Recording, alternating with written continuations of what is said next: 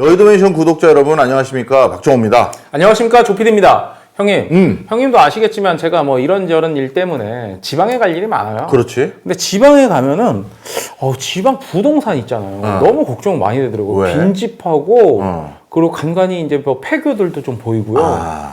그 지방 부동산 얘기 좀 해주세요. 맞아. 사실 요즘 그 학교에서도 우리과 네. 우리과에서도 새로 이제 어떤 거 배우고 싶냐, 우리 학과 재직하는 많은 직장인들 뭐 이런 분들에게 또 물어봤거든. 그랬더니 적지 않은 분들이 지방에 부동산이 너무 저렴해져서 그리고 가격도 또 접근성이 너무 좋아져서 그리고 또 규제도 없잖아. 그러다 보니까 이걸 좀 사놓으면 나중에 좋은 효과가 있지 않을까, 이런 것들 되게 많이 물어봐. 그래서 뭐 지역 부동산 뭐 투자론 이런 수업을 하나 개설을 할까 막 고민을 하고 있는데, 오늘 맛보기만 좀 말씀을 드리면, 네. 실제 투자라는 건 여러분 이 맛보기 가지고는 투자할 수가 없습니다. 실제 좀 정밀하게 우리가 분석도 하고 해야 되는데, 설명을 좀 드리면요. 일단 요즘 정말 빈집이 많이 들었어.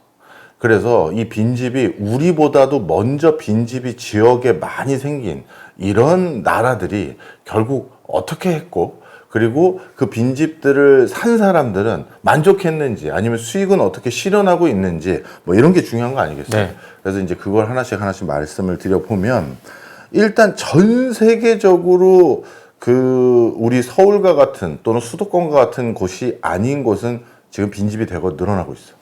그래서 그 빈집 늘어나는 것들 때문에 각 국가마다 나름의 대책들을 정말 많이 내놔. 바로 밑에 있는 일본은 말할 것도 없겠지. 그렇죠. 일본은 은행을 하나 만들었어. 아키야 뱅크라는 건데, 아키야가 빈집이란 뜻이에요. 그래서 이 아키야 빈집 은행이라는 걸 만들었는데, 간단해. 지방자치단체에서 자기 동네 빈집에 대한 실태 파악을 해. 그리고 전부 전수조사를 한 다음에 그 빈집들에 대해서 원하는 사람이 있으면 매매도 해주고 임대도 해주는 그런 역할을 하는 게 빈집은행이라는 곳이야. 그래서 이 빈집을 네가 이제 매력적이라고 생각하는 이유가 있어. 예를 들어서 너뿐만 아니라 모든 이제 나한테 이 지방의 이 값싼 매물들을 어떻게 하면 좋을지 물어본 사람들이 이유가 있을 거 아니야. 네. 일본의 아키야뱅크에 등록되어 있는 빈집들 중에서 보편적으로 좀 싸다. 이게 평균보다는 좀 아래인 경우가 많은데, 하여튼 일반적으로 이 금액에도 빈집 살 수 있어요라는 매물대 금액 얼마 생각해? N으로. N으로요? N으로 원으로 해도 돼. 한 1,000만 엔? 1,000만 엔. 네, 한 1억? 일본에서는 1엔짜리 집도 많아. 1엔이요? 사실상 그냥 공짜네요. 그렇지. 1엔이면 우리나라 돈으로 10원이잖아. 네. 그래서 이 10원의 집을 매각해 주는 거야. 왜냐하면 그래도 이게 누구의 사적 소유물을 대리해서 자신들이 가지고 있는 거거나 아니면 국가에 귀속시켜 놓은 건데, 이걸 개인에게 그냥 주는 건 증여가 된단 말이야. 그래서 매매를 아주 싸게 한 것처럼 해주려고 1엔, 법적 화폐 가치로 가장 작은 금액으로 산 것으로 이제 치부해주는 그런 제도인 거야. 그래서 1엔짜리 집들도 매각을 많이 하고 하는데, 그리고 그러면 이렇게 오해하시는 분들이 계신데요. 이게 폐가를 1엔에 넘기는 게 아니야.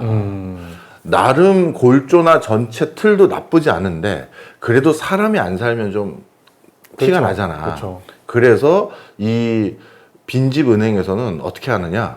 1엔짜리 집을 매각할 때는 리모델링과 이런 것들을 해주는 조건도 있어. 다는 아니야.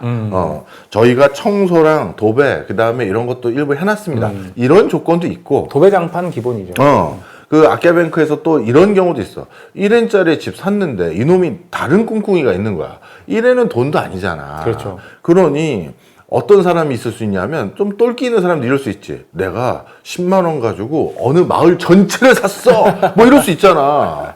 그러면서 그게 나름대로 사유재산이 돼버리면 그게 또 이권화 된다고. 그렇죠. 그 지역에 무슨 예를 들어서 도로를 논다든가 상하수도를 정비한다든가 이런 거 있을 때마다 그 사람의 나름대로 허락 아니면 허락을 득해야 되잖아. 그러니까 국가에게 다시 교섭력이 생기거나 지자체와 교섭력이 생길 수가 있다고. 그러다 보니까 1엔짜리 집을 매각할 때 얘가 딱 보니까 이걸 뭔가 딴 꿍꿍이가 있어 보인다 그러면 리모델링해서 쓸 거를 대전제 조건으로 매각을 하기도 해요. 그러니까 이 사람에게 다 고쳐서 써야 돼. 이걸 이제 조건으로 제시하기도 하지.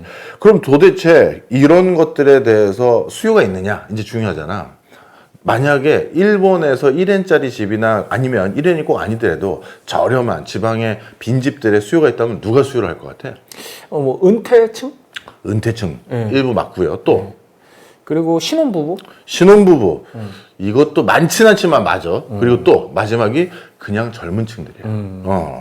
그래서 원래 지자체는 가장 희망했던 게 은퇴자가 아니겠지. 그렇죠. 젊은 사람들이 오길 한참 희망하겠지. 경제활동 활발히 하는 사람들이겠죠. 맞아. 그런데 결론이 어떻게 됐냐면 이게 여러분 이게 되게 불편한 진실인데요. 내가 어느 동네 사느냐가 내 소득을 결정하는데 굉장히 지대한 영향을 미쳐. 그게 단순히 그 동네 아파트 가격이 올라서 내 소득이 오르는 게 아니야. 그냥 거기 같이 어울리는 사람들의 문화라고 하나? 네트워크라고 하나? 뭐 하여튼 집적 효과라고 하나? 그것 때문에 내 인생이 크게 바뀌는 경우가 많아. 그러니까 쉽게 얘기해서 우리 그런 소리 하잖아. 옛날 격언에 내 인생의 미래는 내 주변에 제일 친한 5명이 결정한다. 그렇죠. 이런 거 있잖아. 예. 그런데 요즘은 그것도 쉽지가 않은 게 대부분 친구가 없다고. 지속적으로 보는 친구가 없어. 일 때문에 만나는 사람들이 일부 있는 거지. 하여튼 근데 내 주변에 친구 5명이 날 결정한다 했을 때 대부분 고등학교 친구 만나는 경우도 있고 대학교 때 친구 만나는 경우도 있지만 어느 순간 보면 그 대학교나 고등학교 친구들 중에서도 거주지가 가까워서 자주 만나는 경우도 있는 거지. 그럼요.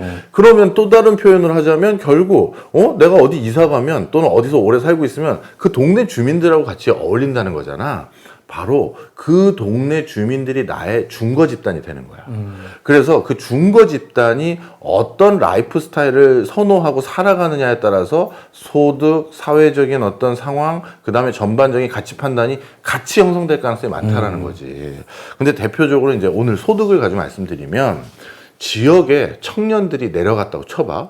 뭐 20대 후반, 30대 초중반의 청년들이. 그럼 그 청년들은 왜 지방을 선택했을까? 대도심에 이런 북적북적하고 발빠른 이거와는 나의 라이프 스타일이 안 맞는 거야. 그렇죠. 그게 잘못됐다는 게 아니라 그 사람은 그냥 그걸 원한 거야. 그 선택을 한 거죠. 맞아. 그럼 그냥 글로 간 거야. 거기 자기에 맞게끔. 자, 그런데 이제 중요한 게 사람의 생각은 계속 바뀐단 말이야. 근데 내가 어느 순간 다니던 회사에서 봉변당했어. 갑자기 윗분이 나에게 해코지를 해서 구조조정 대상자 아닌 대상자가 됐거나 잠정적으로 분위기가 나보러 나가길 희망하는 분위기가 된 거야. 기분 더럽지. 그래서 나온단 말이야. 나오면 내가 이제 더 이상 이런 조직생활 난 싫고 나는 그냥 낙향해서 농사 짓거나 아니면 시골의 전원 도시에서 유유자적한 삶을 살겠다. 이렇게 생각할 수 있어. 그렇죠. 근데 살아봤어. 한 4, 5년 살았는데 내가 이거 오판했다. 이건 아닌 것 같다 생각이 들었단 말이야. 그럼 다시 와야 되잖아. 그런데 만약에 1, 2년 있다가 온다면 이건 와서 다시 적응을 해. 근데 4, 5년 이상이 넘고 좀 일정 기간이 넘어가면 그 생활에 일부 젖어들었던 게 있기 때문에 다시 일로 왔었을 때 좀처럼 적응을 못 해. 쉽지 않아요. 쉽지가 않아. 그래서 빈집에 대해서 선호하는 사람은 그런 목가적인 삶을 선호한 사람들이 젊은 층, 노년층, 신혼부부도 가는데 그런데 그 삶이 내가 생각해보니까 이게 아닌 것 같아요 라고 생각하는 사람들이 반절 이상 있어. 그러다 보니 그냥 그런 섣부른 생각으로 먼저 가지 마시고 만약에 빈집을 지방에 싸기 때문에 매입을 하겠다라고 생각하신 분이 있다면 물론 구체적인 장소나 이런 것들은 뭐 우리 학과에서나 이런 거 다 설명을 해주지만 오늘 큰 틀에서 말씀드리면 일단 그냥 사지 말고 살아봐. 임대로. 아니면 어디에서 거기서 살면 기회가 있을지 1년, 2년 가보는 거야. 그리고 나서 이게 생각해보니까 생각보다 기회가 없네. 이렇게 생각이 들면 뒤도 돌아보지 말고 바로 다시 내가 여기서 비록 마음에 안 드는 구석이 있지만 대도시에 살아야지. 이렇게 하면 되고 가봤는데 나 여기 완전 내 체질이야. 나 여기 벌써 동네 주민화 완전히 됐고 난 이 지역사회 일원이 됐어 라고 하면서 여기 너무 재밌어. 하면 이제 거기서 이제 진짜 털을 잡고 사는 거지. 그래서 일본 같은 경우는 청년층 유입을 위해서 온갖 감언이설로 많은 현 단위에서 꼬셨지만 반절 이상이 실패했다. 그 사람들은 투자 자금, 리모델링 돈은 내가 내야 되잖아. 그런 것들 투자 자금까지 날려서 쉽지가 않고 문제는 다시 도심으로 돌아왔을 때 적응을 잘 못하더라. 이런 게 하나 있고. 그 다음에 은퇴한 사람들 말을 해줄게. 아키하뱅크에서 값싸게 집 구해준다니까 도쿄권이나 오사카권, 나고야권에서 집 못 구한 사람들이 늙음악하게 난 사실 요즘은 휴대폰에 우리 애들도 나한테 전화 잘 안 하고 뭐 전화 오는 사람도 없어. 왜 난 그냥 거기 가서 살아도 돼 해서 갔어. 그랬는데 어떤 문제가 생겼느냐? 두 번째 문제. 그 지자체의 텃세에 못 견뎌. 우리나라도 뭐 그건 비슷한 얘기들이 많이 있잖아요. 우리나라도 많아. 네. 여러분 시골은 다 인심 좋고 훈훈하고 날 다 받아줄 거라고 그렇게 생각하시면 큰 착각이십니다. 무슨 뭐 지역 발전기금이라는 게 있다고 그러더라고요. 물론 제도적으로는 청년들 유입하고 누군가 와서 생활할 수 있는 장치들이 다 있어. 그런데 그 주민들은 또 그게 그렇지가 않아. 그 주민들의 또 그러면 무조건 텃세가 아무 근거 없는 거냐? 아니야. 나름 또 이유가 있어. 예를 들어서 지역에 내려왔다라고 하면 이 지역에 내려온 사람들이 지역 물을 흐린다라는 소리를 많이 해. 대표적으로 이 동네가 조용한 곳이었어. 원래 밤에는 다 내일 또 일 나가야 되니까 다 일찍 자고. 왜냐하면 반일 같은 경우는 새벽 4시부터 가나 5시부터 나가야 되거든. 해 뜨기 전에 끝내야 된단 말이야. 그런데 옆에 누구 도심지에서 온 사람들이 리모델링하고 거기에서 뭐 한다고 뭔가 좋은 양옥집 2층짜리가 올라갔어. 네. 근데 밤마다 거기에 스피커 소리 나면서 둥땅 하면서 아니면 거기 나이 드신 분들 같은 경우는 클래식 듣는다고. 아파트에서는 층간소음 때문에 크게 볼륨 못 올렸는데 여기는 시골 아니야 해가지고 연락 큰 스피커 사가지고 볼륨 이빠이 올려가지고 그냥 쫙 듣는다고. 스피커 또 좋은 거 사셔가지고. 그렇지. 그런데 그게 다 들리잖아. 그럼 근처 사람들 또 신경 쓰인다고.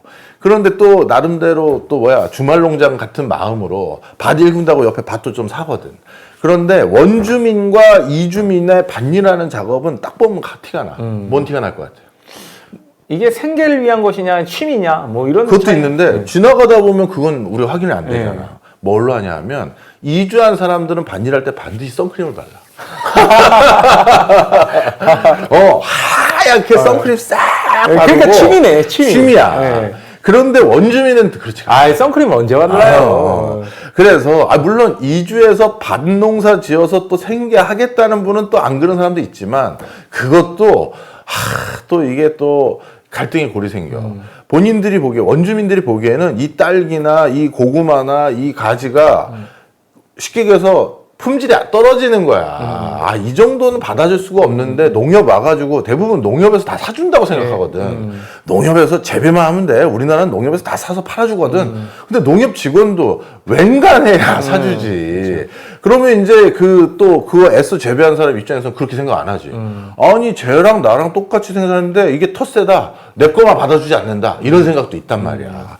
그래서 이게 누구 입장에 내가 맞다고 함부로 얘기는 안 하겠지만 하여튼 그 텃세 아닌 텃세 또는 실제 텃세도 있고 이런 것들로 지역사회 융화를 못해서 다시 대소심으로 오고 싶어하는 사람이 많은 게 사실이야.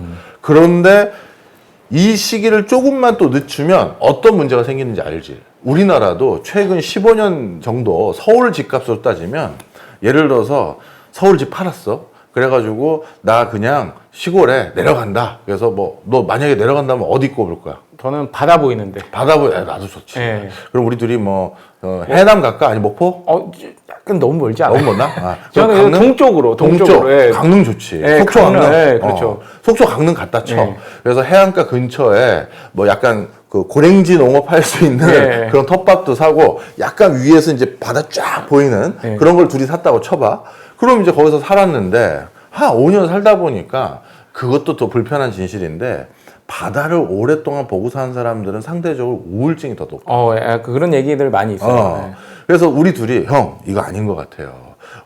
전 이제 요즘 자동차 뒤에 배기가스 냄새가 그렇게 그립고 다시 올라가요 형 했어. 그래 올라가자 해서 올라오려고 했는데 문제가 뭐 사는 사람이 없잖아요. 그게 아니지. 그 사이 서울집 값이. 다시 떠오르는 돌아올 거야. 때, 그렇죠. 네 말도 맞아. 그 강릉집을 팔려니까 이제 싸게 내놓지 않으면 안 팔리고. 그 사이에 서울집 값은 더 오른 거야. 그렇죠. 그러니 원래 우리가 살던 그 포지션까지는 못 들어오는 거야. 이제 서울 외곽이나 다른 데로 가는 거지. 자, 그래서 일본에서는 모두가 실패한 건 아니지만 반 이상이 실패했다라고 해도 과언이 아니야. 실제 주민등록증의 주소지로는 그 지방에 있지만 대부분의 생활을 대도시권에서 생활하는 사람들까지 포함하면 반 이상이 이미 실패한 거다. 이렇게 얘기를 해요. 그럼 성공하고 안착한 사람들이 누구냐? 첫째, 진짜 업무와 나의 생활은 그리고 나의 소득은 대도시권에 있는 무언가와 관련이 되는데 꼭 그 근처에 안 살아도 되는 업종들 있지. 대표적으로 방송 작가도 굳이 방송국 앞에 살 필요 없거든. 그렇죠. 원고만 보내도 되니까. 네, 그렇죠. 그리고 무슨 빅테크 기업들의 소프트웨어 개발자 같은 경우 우리 뭐 구글 같은 데는 전면 재테크하잖아. 그렇죠. 우리나라도 CJ나 뭐 카카오 같은 데도 전면 재테크한 적이 많아. 물론 다시 일부 다시 나인투시스 근무를 권장하는 데도 있지만 그래서 실제 그렇게 큰 회사로 소득 수준을 물가 상승 이상으로 계속 유지 관리가 되는 일을 그런 회사에 일을 하면서 대신 나는 그냥 멀리 떨어져서 살겠다 하면 오히려 대도시권에 살면 생활 물가 비싸잖아. 네, 주거비 뭐 많이 들어요. 그렇지. 네. 근데 바깥에서 사니까 돈은 글로벌 스탠다드에 맞게끔 벌면서 생활 물가는 또 낮아지니 세이브 되는 것도 많고 이런 사람들은 나름대로 잘 버텼어. 그래서 분명 내 생계와 생활의 그 거점은 대도시에 있지만 굳이 내가 거기 살지 않아도 되는 사람들은 원거리에 살아도 그게 잘 유지가 됐다. 어떻게 보면 이들에게는 여기가 약간 세컨하우스 개념일 수도 있겠지. 그렇죠. 선택받은 사람들 아니에요. 맞아. 그래서 그런 사람들은 일단 가능했고 그다음 두 번째로는 진짜 이 목가적인 삶을 원하는 사람도 있지. 그러니까 나는 자연인이다의 진짜 나오실 만한 분들. 그런 분들. 그런 분들이 산으로 들어간 게 아니라 그냥 읍내로 아니면 읍면리 소재지로 내려온 거지. 그런 분들은 뭐 진짜 20년, 30년 내가 진짜 여기 왜 안 내려왔는지 모르겠고요. 난 너무 재미있고 아무하고도 하루 종일 아무 대화를 안 나누는 게 난 너무 행복하고 이런 사람도 있어. 있잖아. 그런 분들은 진짜 대박 정착을 하더라. 자, 그래서 요지는 일본은 뭐 하프는 성공, 하프는 실패.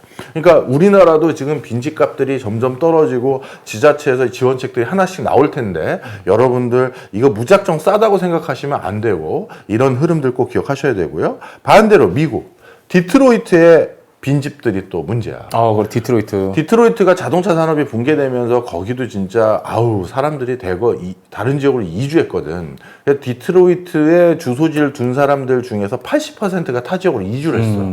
그럼 디트로이트의 빈집은 가격이 얼마일까? 힌트를 아까 일본에서 줬잖아. $1? $1야. 디트로이트에서 빈집 판매 금액은 $1짜리 빈집을 판매합니다. 자, 단 여기도 조건이 있어. $1에 이 대지랑 다 줄 테니 이 철골 구조 그대로 살아있는 거 다 줄 테니 리모델링 꼭 해야 된다. 리모델링이 끝난 걸 봐야 등기부를 넘겨줘. 그래서 미국은 뭐 도배 다 해주고 뭐 해주는 그것까지는 없어. 내 돈으로 해야 돼.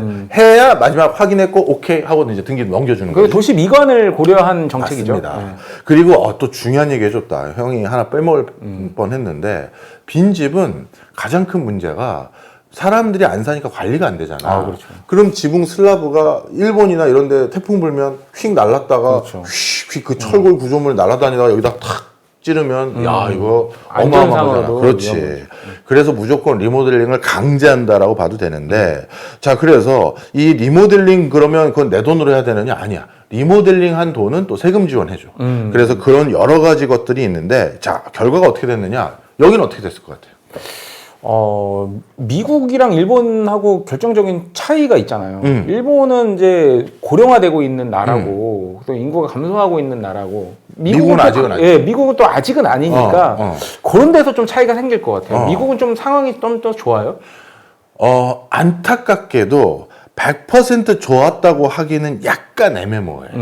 여기도 일단 실패한 사례가 좀 많이 있긴 해. 그럼에도 불구하고 디트로이트는 대도시였잖아. 대도시죠. 아니 전 세계를 호령하던 진짜 자동차 산업의 메카였잖아요. 맞아. 그리고 미국의 한때 4대 도시였어. 네. 그러다 보니까 아직까지 디트로이트가 저 중심부에는 그 한때의 영화가 남아 있는 거야. 그래서 여기는 어떤 형태냐면 반은 성공하고 반은 성공하지 못했는데 성공한 게 어떤 걸로 성공했느냐? 청년 창업가, 그 다음에 신흥 예술가들, 이 사람들이 이 빈집들을 활용했을 때 대거 성공했어. 자, 이런 거야. 나는 디트로이트 근처에 있는 아주 명망 있는 대학교를 막 졸업한, 이제 막 사회생활을 시작한 초창기 아티스트야. 뭐 음악을 하는 경우도 있고 조각이나 미술을 하기도 하고 뭔가 하여튼 뭐 이런 걸 해. 그런데 시내 한복판에 내 작업실을 얻는다는 건 너무 돈이 많이 들잖아. 그렇죠. 그런데 시내에서 딱 차로 3-40분 거리 떨어져 있는데 여기는 빈집촌이래. 그리고 리모델링 하면 쓸 수 있대. 나는 작업 공간이 꽤 넓어야 되는데 캠퍼스도 큰 것도 작업할 그렇죠. 때도 있고. 그래서 그런 시내 예술가들이 그런 빈집촌을 잘 활용해서 리모델링해서 그걸 잘 활용한 사람들은 되게 안착하고 대도심과 또 결부된 형태로 이게 비즈니스도 되니까 그렇죠. 그런 사람들 성공했고, 그 다음에 스타트업들이 또 도심 한복판에 사무실 얻는 건 또 임대료가 또 만만치 않잖아. 근데 대도심에서 딱 30분 정도 거리에 떨어져 있고, 사실 빈집이라는 게 되게 독특한 게 이 횡단보도가 여기 하나 있는데 이쪽은 번화가인데 이쪽부터 빈집이 그런 경우 있어요. 많죠. 많아. 네. 그래서 바로 여기가 번화가인데 이쪽부터 빈집촌인데 그 중에 한두 개 사서 내 오피스로 쓰고 옆엔 창고로 쓰고 아니면 작업실로 쓰고 너무 좋죠. 했더니 뭐 임대료만 싸고 좋잖아. 그래서 이런 경우에는 엄청 큰 효과를 봤어. 그걸 기본적으로 이게 시골하고 다른 게 기본적인 인프라, 도로 같은 거, 예를 들면 도로 같은 그런 기본적인 인프라들이 다 깔려 있잖아요. 맞아. 그리고 도심지에서 주는 다양한 인프라들 있잖아. 예를 들어서 뭐 특허 출원이라든가 무역 관련한 업무라든가 뭐 세금 정산이라든가 그런 모든 것들을 바로 그냥 차로 20-30분 지나가면 다 할 수 있으니까. 아니면 어떤 데는 진짜 도보로 한 10분 걸어가면 하니까. 아니 뭐 4차선 도로 뭐 이렇게 무단횡단하고 건너면은 바로 맞아.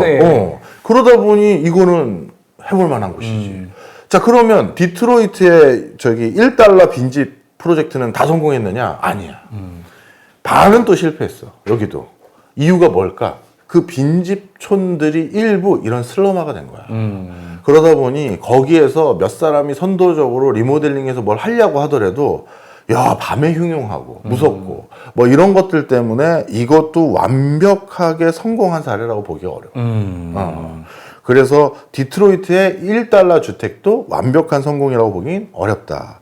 그 다음에 이탈리아. 이탈리아에 이건 뭐 빈집 대충 가면 오지. 여기는 얼마겠어? 이탈리아 1유로 1유로 하우스야. 1유로 하우스 매집 매입자 모집 이런 프로젝트가 있었는데 이탈리아는 또 특유의 또 정취가 있잖아. 그렇죠. 그리고 세계적인 관광지고 이 1유로 하우스를 매입한 사람들이 상당 부분 외국인이야. 그리고 이탈리아의 좋은 점은 그냥 음식이 파스타 쪽이잖아. 네. 근데 파스타는 전 세계 이제 보편적인 식문화가 돼버렸잖아. 그렇죠. 그러니까 미국인이든 어디든 파스타를 주식으로 먹고 평생 살아야 된다? 이걸 해볼 만한 거야. 근데 뭐 한국 사람들도 파스타 좋아하시는 분들 굉장히 많잖아요. 대표적으로 이제 불호가 없는 음식 중에 맞아. 하나예요. 한식만 먹고 평생 살려고 한국에 오라 그러면 이건 쉽지 않지. 그렇죠. 그런데 이탈리아의 지방에 가서 파스타를 주로 먹고 산다. 이건 해볼 만한 일이야. 그래서 미국이나 영국이나 심지어 중동 지역에서도 은퇴한 사람들이 이탈리아의 목가적인 이 전원 생활을 즐기기 위해서 1유로 하우스를 매입을 해. 그런데 외국인이 들어와서 사는 거에 대해서는 어느 지자체도 사실 그렇게 무조건 쌍수 들고 환영할 수는 없어. 그렇죠. 그러다 보니까 이탈리아에서 하는 1유로 그 하우스 판매 전략은 행정 절차가 굉장히 까다로워.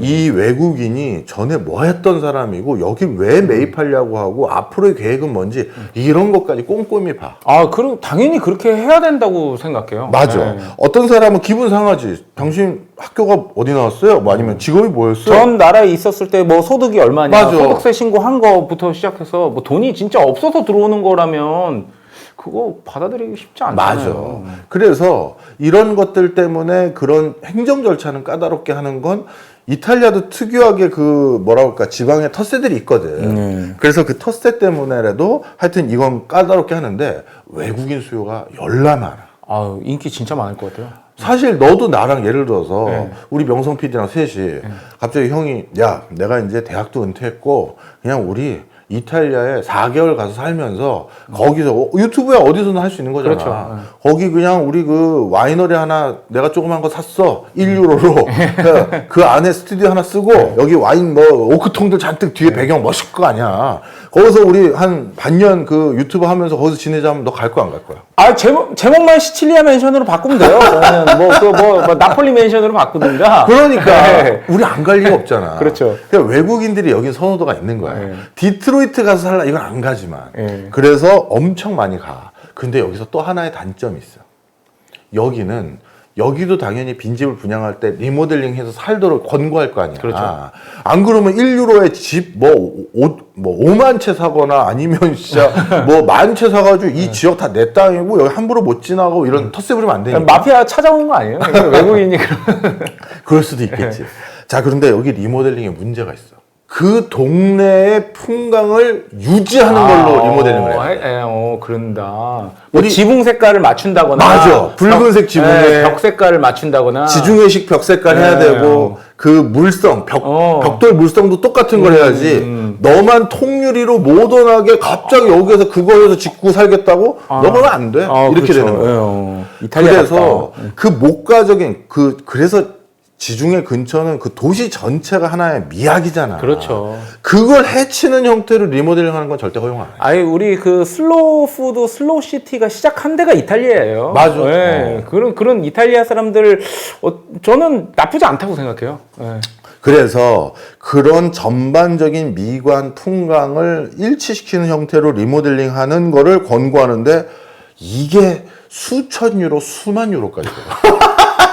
배보다 배꼽은 더 커요. 그래서 이 1유로로 집 사는 걸로 끝난다고 생각하시면 큰일 납니다.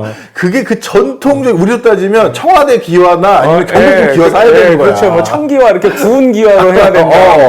그런데 이게 전통적으로 그 기와 굽는 사람이 하나하나 굽는 거니까, 야, 이게 수만 유로가 들어. 그러니까 이게 판돈이 1유로인 거네. 판돈이 1유로야. 입장료 1유로. 입장료가 1유로고 그다음부터는 이제 시작인 거죠. 자, 그래서 이제 들어가는데 문제가 생겼어. 이탈리아의 지방도 그 지역에 원래부터 살던 원주민들이 자꾸 떠나. 외국인만 남는 거야. 그러니 도시 서비스를 받을 수가 없는 거야. 내가 단골 파스타집이 다음 주에 갔더니 문 닫았고. 그러니까. 그럼 간간히 먹었던 피자집 가서 식사해야겠다. 거기도 다음 달에 문 사장님이 닫는데. 중국 사람으로 바뀌어 있고. 사장님. 이런 상황이야. 그래서 그럼 이제 내가 식료품 사서 해 먹어야겠다 했는데 동네 마트도 또 문 닫는데. 이런 문들이 생기는 거지. 왜냐하면 이탈리아의 초고령 사회는 우리보다 더 일찍 진행됐거든. 바로 이런 문제가 생긴다. 자, 그러면 한국의 빈집에 대해서 지금 많은 지자체가 지원책하고 있고 싸게 매물로 나오는데 이거 우리가 어떻게 생각해야 되는지 대충 가면 뭐지? 네.